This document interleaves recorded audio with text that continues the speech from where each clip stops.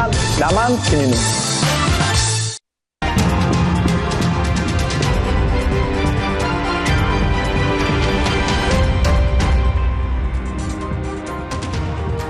Saudara, ibu dan dua adik Peggy Setiawan memastikan hadir dalam persidangan pra-peradilan Peggy Setiawan di Pengadilan Negeri Bandung Senin besok. Keluarga Peggy akan menghadiri sejak hari pertama hingga persidangan pra-peradilan Peggy selesai.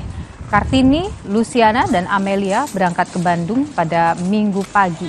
Ibu dan kedua adik Peggy akan menghadiri persidangan pra-peradilan atas penetapan tersangka Peggy Setiawan yang dimulai pada Senin 1 Juli 2024 esok. Kartini, saudara, menyampaikan kehadirannya sebagai bentuk perjuangan mencari keadilan bagi Peggy Setiawan. Kartini meyakini anaknya bukan pelaku pembunuhan seperti yang dituduhkan polisi terhadap Peggy.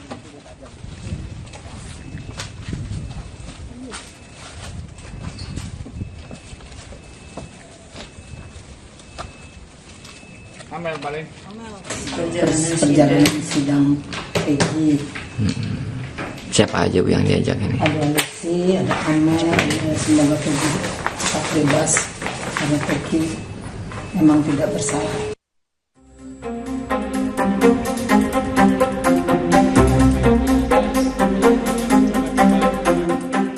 Besok Senin, 1 Juli 2024, Pengadilan Negeri Bandung akan menggelar sidang pra-peradilan Peggy Setiawan, tersangka kasus pembunuhan Vina dan Eki di Cirebon.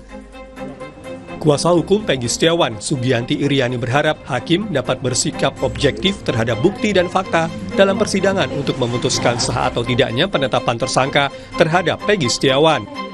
Kuasa hukum juga akan menghadirkan saksi dan tim ahli untuk memastikan bahwa penetapan tersangka terhadap Peggy Setiawan tidak sesuai prosedur dan Peggy adalah orang yang salah tangkap. Hakim tunggal Pak Eman Sulaiman adalah hakim yang objektif, jujur, dan akan menilai bahwa pra-peradilan ini dengan baik, dengan teliti, dan mungkin nanti bukti-bukti yang akan kita sampaikan juga insya Allah akan diteliti dengan baik oleh hakim tunggal ini, dan kita akan mendapatkan putusan yang seobjektif mungkin. Sebelumnya dalam sidang perdana pra-peradilan Peggy Setiawan 24 Juni lalu polisi tidak hadir. Namun untuk sidang besok Kabid Humas Polda Jabar, Kombes Julius Abraham Abbas memastikan mereka dipastikan akan hadir. Tim kuasa hukum dari Polda Jawa Barat akan menghadiri kegiatan sidang pra-peradilan pada jadwal persidangan yang berikutnya dan akan menyiapkan materi gugatan persidangan yang telah dipersiapkan dari tim kuasa hukum Polda Jawa Barat. Di tengah sidang pra-peradilan yang akan dihadapi Peggy Setiawan, Kamis lalu Kejaksaan Tinggi Jawa Barat mengembalikan berkas acara perkara Peggy kepada penyidik Polda Jabar. Pengembalian berkas dilakukan karena jaksa peneliti menilai bukti dan fakta dalam berkas Peggy belum lengkap. Kasus pembunuhan Vina dan Eki yang terjadi 8 tahun silam hingga kini masih menjadi sorotan karena sejumlah kejanggalan termasuk penghapusan nama 2 buron dalam kasus pembunuhan ini. Tim Liputan Kompas TV. Pra-peradilan Peggy Setiawan yang sempat tertunda kembali dijadwalkan pada Senin 1 Juli 2024. Jika sesuai jadwal saudara, maka sidang pra-peradilan akan berlangsung selama 7 hari ke depan. Apa saja kemungkinan yang akan dihadapi dalam sidang pra-peradilan Peggy terkait penetapannya sebagai tersangka pembunuhan Vina dan Eki di Cirebon 2016 lalu? Dan jika pra-peradilan ini dimenangkan oleh Peggy, dampak apa yang kemudian yang akan terjadi dalam penanganan kasus pembunuhan Vina?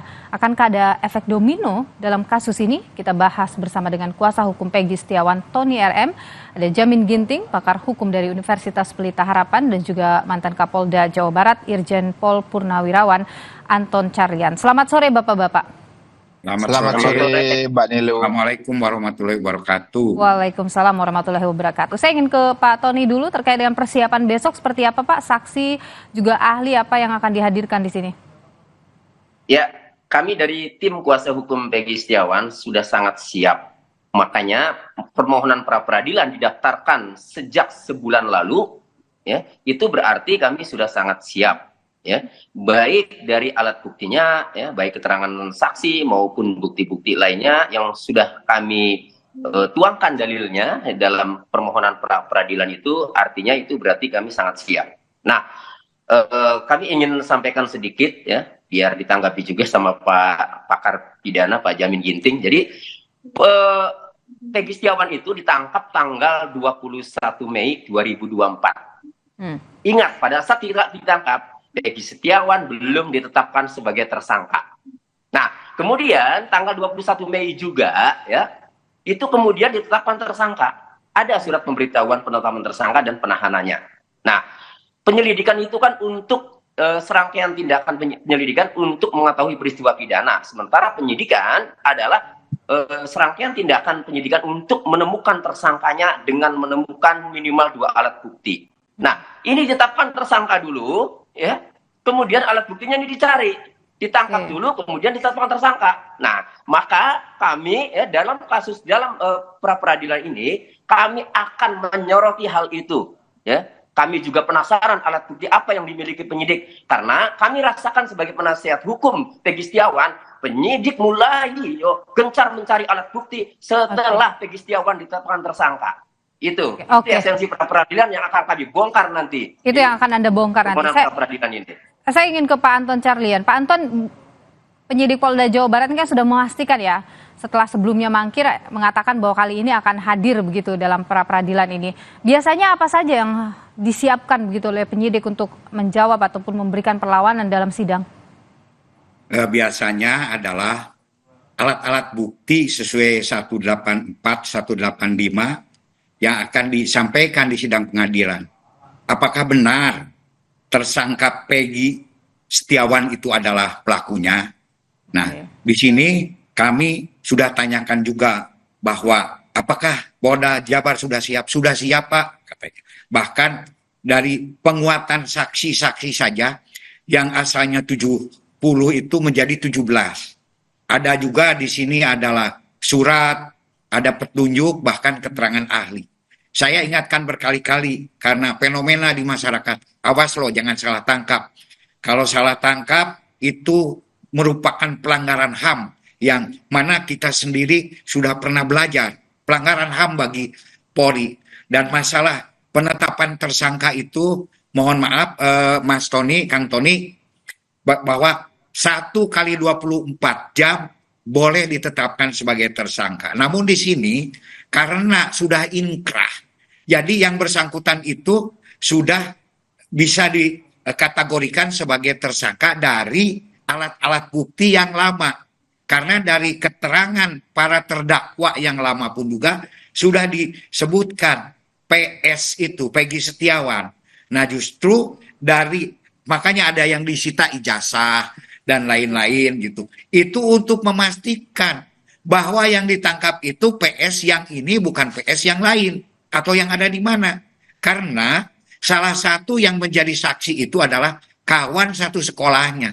Oh iya, yang dulu melakukan itu PS yang dulu sekolah di SMP Cirebon misalkan SD ini. Nah makanya disitalah itu sebagai salah satu alat bukti. Dan ini pun juga sebetulnya merupakan, mungkin Pak Ginting nanti bisa menyempurnakan, dua proses of law, sistem pengawasan yang justru mengedepankan perlindungan terhadap para tersangka dan juga untuk membatasi tindakan kesenang-wenangan di dalam proses integrated criminal justice system. Inilah pra-peradilan yang ada di kita sesuai dengan pasal 77 KUHP.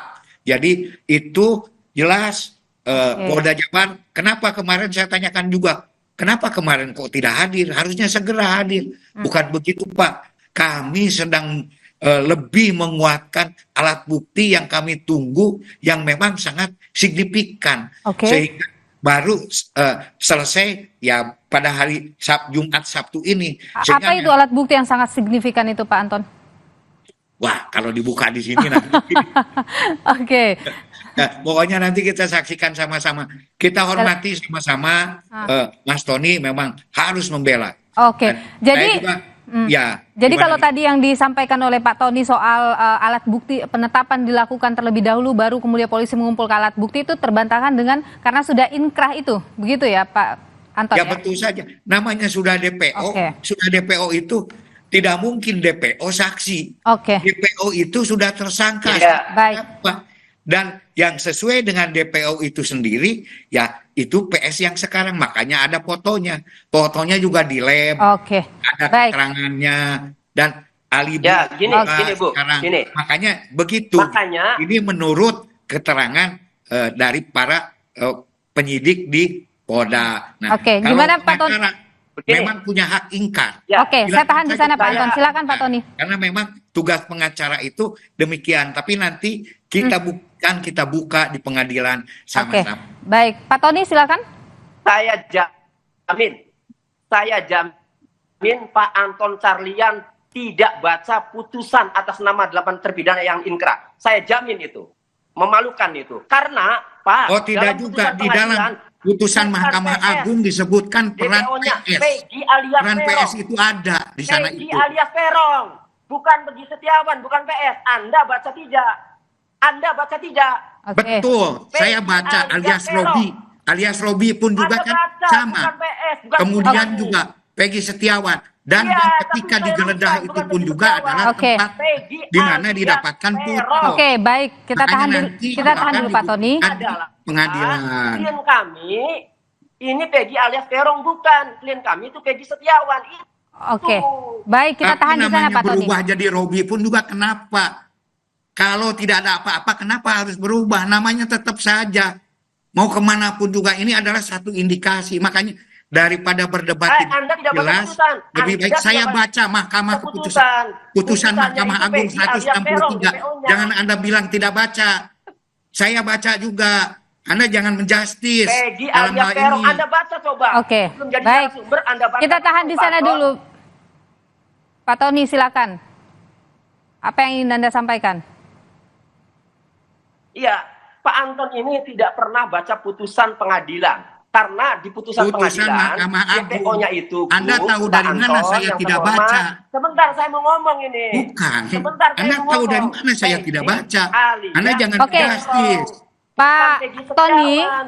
tadi pertanyaan Pak Anton adalah kenapa Anda bisa mengatakan bahwa Pak Anton tidak membaca putusan itu?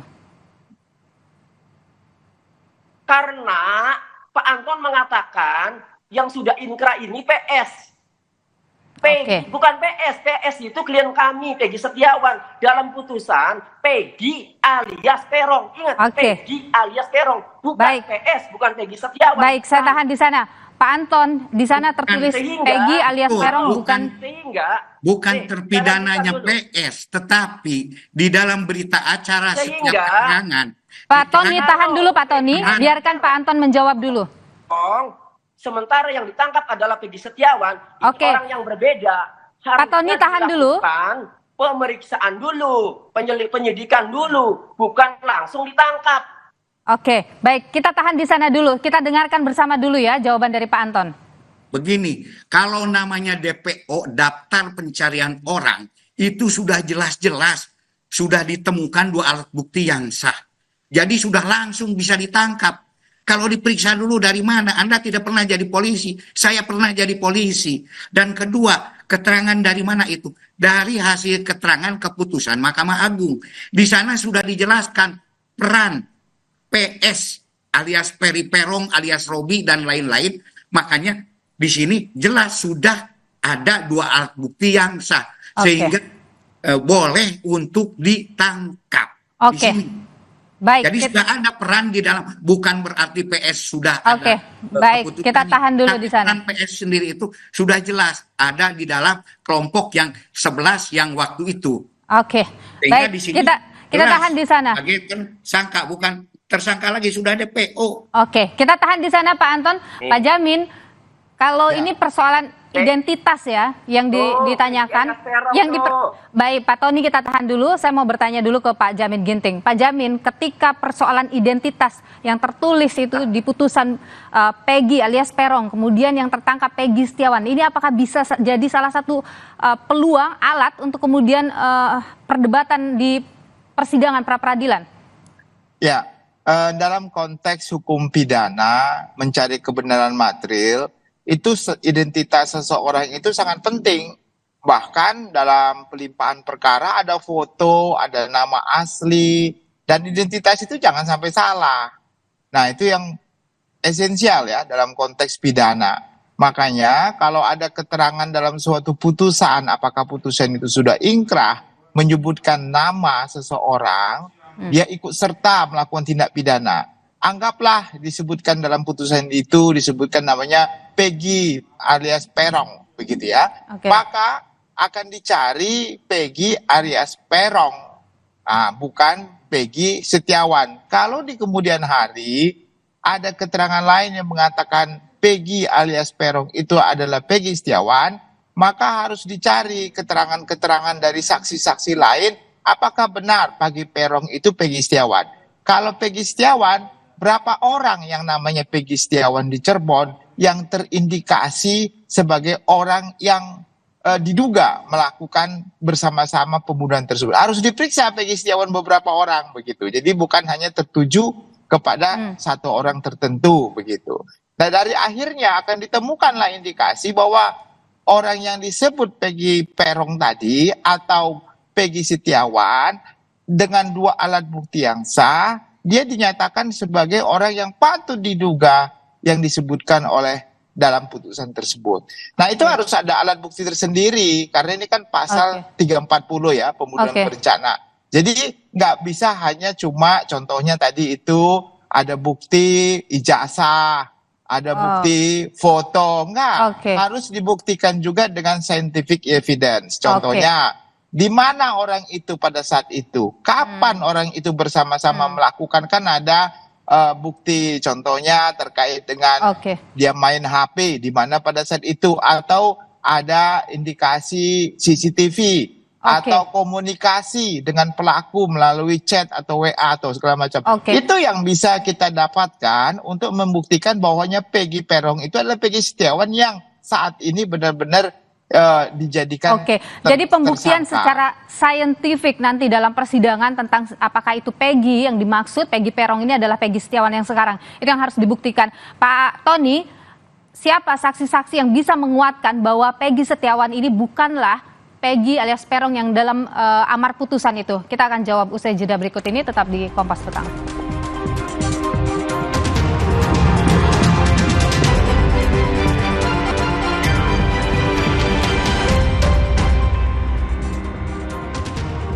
Kita lanjutkan kembali perbincangan kita sore hari ini, saudara. Masih bersama kami ada Tony RM, kuasa hukum dari Peggy, kemudian Jamin Ginting, pakar hukum dari Universitas Pelita Harapan, dan juga ada Irjen Pol Purnawirawan Anton Carlyan, mantan Kapolda Jawa Barat. Saya ingin ke Bung Jamin Ginting dulu. Bung Jamin, ketika misalnya dalam kasus ini dimenangkan oleh Peggy Setiawan, bagaimana dampaknya ini kemudian pada proses penyidikan dalam kasus Vina? Terkait dengan putusan pra-peradilan, tentunya kalau nanti dinyatakan penetapan tersangkanya tidak sah, alasannya apa?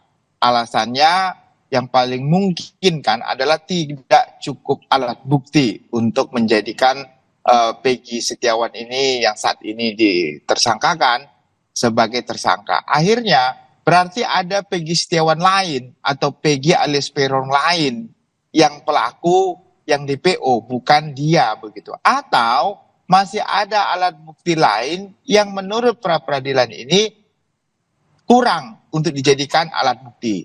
Nah, ini harus dicari, atau proses penetapan tersangkanya tidak sah karena berdasarkan prosedur yang hukum acara yang ada tidak cukup 2 alat bukti sebagaimana dimaksud dalam pasal 184 tersebut. Dan indikasi itu kelihatannya ada. Kenapa saya bilang? Karena kemarin waktu jaksa penuntut Humas Jaksa menyatakan nggak bisa P21 karena memang kurang cukup alat bukti untuk bisa dinaikkan ke persidangan. Karena kan kemarin dikhawatirkan diterima P21 sehingga pra-peradilannya dinyatakan gugur begitu. Tapi realitanya jaksa menyatakan tidak cukup alat bukti. Kelihatannya relevan, tapi saya tidak mau mendahului. Tapi kita lihat aja nanti bagaimana upaya daripada Kepolisian Republik Indonesia untuk menyatakan kalau mereka benar-benar membeli 2 alat bukti untuk menetapkan tersangka. Demikian. Analisa Anda kira-kira akan bagaimana nih jalannya persidangan ini?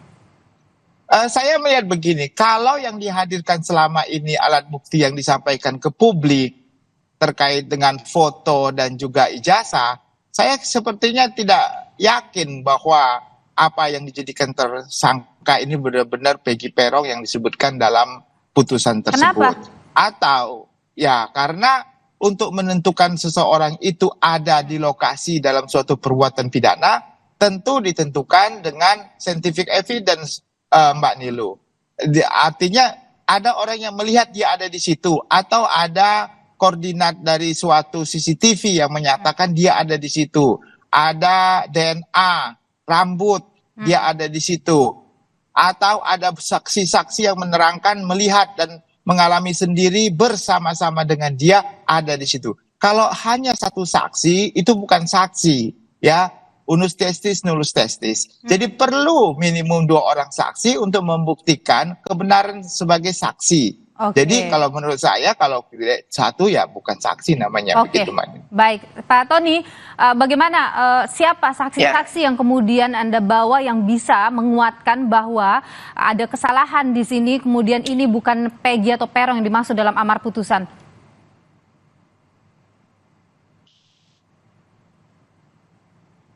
Ya, itu menunjukkan ya. Jadi tuh ya, ini nih Peggy alias Peron, bukan Peggy Setiawan. Ini putusan Mahkamah Agung nih ya. Nah, sementara yang ditangkap adalah Peggy Setiawan. Silakan nanti bagaimana itu kok jadi Peggy Setiawan yang ditangkap. Saksi-saksi baik ya, saksi yang melihat Peggy Setiawan itu berada di Bandung pada saat kejadian, maupun saksi-saksi lain terkait dengan Peron ya, bahwa tidak pernah Peggy Setiawan dipanggil, tidak pernah Peggy Setiawan itu dipanggil Peron. Nah, kami ini sudah mendapatkan salinan BAP tersangka, ya, sudah ditanyakan itu, ya, mengenai nama panggilan Peron dan sudah dijawab oleh Peggy Setiawan tidak pernah dipanggil Peron. Itu BAP tersangkanya ada di saya, sudah ada. Kemudian kami mendampingi saksi-saksi lain, kurang lebih ada 7 saksi yang kami dampingi dengan tim. Sama ditanya apakah nama panggilan Peggy Setiawan itu Peron, sudah dijawab semua, bukan. Pertanyaannya, saksi siapa dari pihak penyidik yang mengatakan bahwa Peggy Setiawan itu dipanggilnya Peron? Sejauh yang kami dalami, tidak ada satu saksi pun ya yang mengatakan bahwa panggilan Peggy Setiawan itu adalah Peron. Ini orang yang berbeda, makanya diuji di pra-peradilan ya, mana korelasinya, mana hubungannya bahwa Peggy Setiawan itu adalah Peggy alias Peron, sebagaimana dalam DPO yang sudah inkrah dalam putusan. Oke, jadi saksi-saksi ini adalah teman-teman dari Peggy, pihak keluarga itu? Betul, dan masih ada saksi, nanti lihat saja. Masih ada saksi ya yang memang belum kami munculkan. Oke, dan itu nanti akan terang benderang nanti. Baik, Pak Anton, kalau misalnya Peggy Setiawan menang pra-peradilan ini, bagaimana ini? Polisi akan membawa kemana kasus ini? Yang jelas, kalau memang bukan Peggy Setiawan yang ini, berarti ya memang ada Peggy Setiawan yang lain. Nah, tentu saja dampaknya itu ya polisi harus mencari lagi DPO yang sebenarnya yang mana gitu kan. Dan juga ini juga akan berdampak pada apa? Ya, PS yang ini nanti boleh ganti rugi, boleh rehabilitasi dan lain-lain. Tetapi semua itu juga tadi harus dibuktikan di sidang pra-peradilan. Nah, bahkan termasuk saya tanyakan, apa betul waktu itu ada di sana? Pak, mohon maaf, Jenderal katanya. Alibi pun juga sudah kami dapatkan, ada petunjuk digital forensik dan juga ada saksi ahli. Makanya masing-masing sesuai versinya silahkan. Nanti sampaikan fakta-fakta ini di pengadilan. Saya hanya sekarang sebagai masyarakat biasa, silakan. Saya tidak memihak kemana-mana, tapi yang penting jangan ya istilah menyerang personal seperti tadi. Ya, tidak kepada masalah-masalah alat bukti saja, masalah substansi. Dan di dalam pra-peradilan itu sendiri itu tidak dinyatakan substansinya, tapi hanya untuk membuktikan alat-alat bukti. Nah, sekarang alat bukti mana yang paling relevan, yang paling kuat? Apakah alat bukti yang didapatkan oleh Mas Tony sebagai pengacaranya, ataukah alat bukti yang didapatkan oleh kepolisian? Di sinilah nanti kita akan uji criminal justice system ini di kita akan nantikan besok dalam persidangan pra peradilan. Semoga saja memang Polda Jawa Barat hadir ya dalam persidangan besok. Terima kasih Pak Anton Carlian, Irjen Pol Purnawirawan Anton Carlian, mantan Kapolda Jawa Barat. Terima kasih juga Bung Jamin Ginting, pakar hukum dari Universitas Pelita Harapan, dan juga Bung Tony RM, kuasa hukum dari Peggy Setiawan. Terima kasih sudah berbagi pandangan di Kompas. Terima kasih. Kami masih akan hadirkan sejumlah informasi penting dan juga perbincangan menarik di Kompas Petang bersama rekan saya, ada Cynthia Rompas. Cynthia, silakan.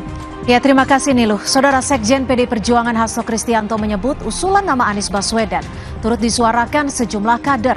Namun Hasto menegaskan arah dukungan di Pilkada Jakarta akan diputuskan Sang Ketua Umum Megawati Soekarno Putri.